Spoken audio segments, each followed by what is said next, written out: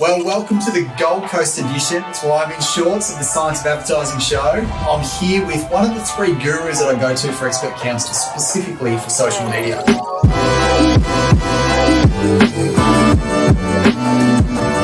Dan, welcome to the show for our special edition. Thanks for having me, Jono. Today you're going to get laser focused on the changes that are happening with Apple and what that means to Facebook advertisers.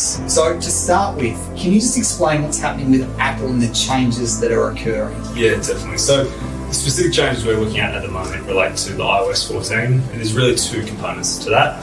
The first one is that the apps we all know and love are going to ask for permission to track us and the behaviour on our phones. And the second component, which is tied to that, is Apple have rolled out a new data sharing policy, of which they're going to restrict, delay, and aggregate the data which is shared with our businesses and platforms.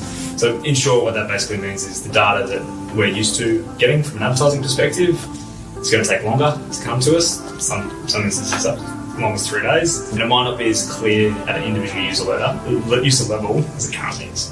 Got it. So anyone that's advertising on Facebook, there's going to be some changes then, isn't there? Definitely. Anyone who's really using any app in terms of advertising or delivery of content, these changes are going to apply to them. So YouTube, Chrome, Facebook, Instagram, TikTok, Snapchat, it's all going to apply.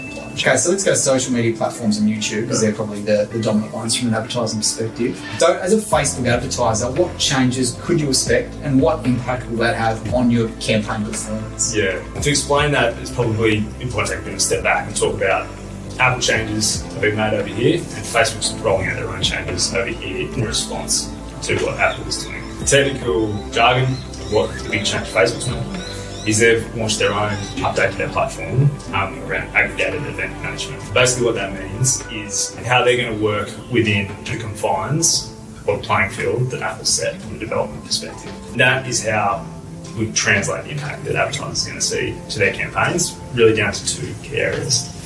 One is around attribution, the way that conversions are being recorded within campaigns is going to change. It's going to shift from 28-day click default one-day view to a 7-day click default one-day view. Basically means if you're tracking sales or leads that come through after a week of clicking on your ads, it's not going to be recorded from a conversions perspective within the Facebook ad platform. The other component of that is around retargeting audiences. So if all of a sudden a bunch of people opt out from being tracked, your retargeting audiences are going to decrease in size. It's probably going to be limited to about 7 days. So that's interesting, because I go, one of Facebook's superpowers is really its power of not only retargeting, so anyone that goes to your site, but more so if you're in an industry, say, solar or IVF or whatever it may be, Facebook's very aware that you've visited other sites in that category, and then it can just serve a myriad of ads. So in essence, as soon as someone goes to your site, Facebook can serve all your competitors there as well. Yeah. So this will change, won't it? It will change, but it perhaps isn't as great as people might be worried that all of a sudden they're going to be flying blind with their campaigns, that targeting won't apply. So even if someone opts out, there will be still some data which will be shared back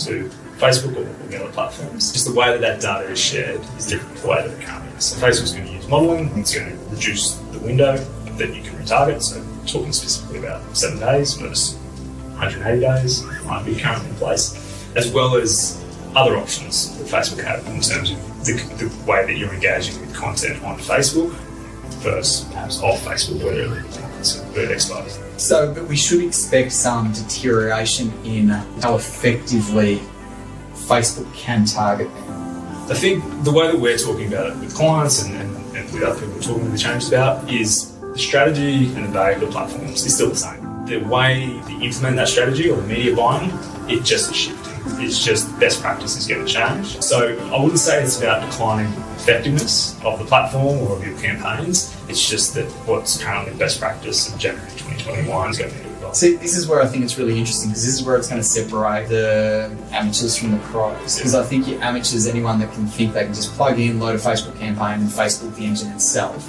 delivers quite favourable outcomes. Whereas now it's going to be the tactician and the technician that is structuring the campaign that's ultimately going to soar, whereas some others that have been overly reliant on the platform. Is that your view? Yeah, definitely. And I think what you're using to measure success, I think if you're used to jumping into a campaign and looking at your cost per lead from the past 7 days, and you're looking at the most recent leads that have come through, and that's what you're evaluating campaign success for with a short-term focus, you're getting in for a bumpy ride. But if you're looking at like your long-term strategy in terms of the way that your business or your brand is engaging with potential customers or existing customers on these platforms, then you're going to be pretty set. I think you just have to be making sure that implementation and strategy are worked together. You're not just purely looking at things from here.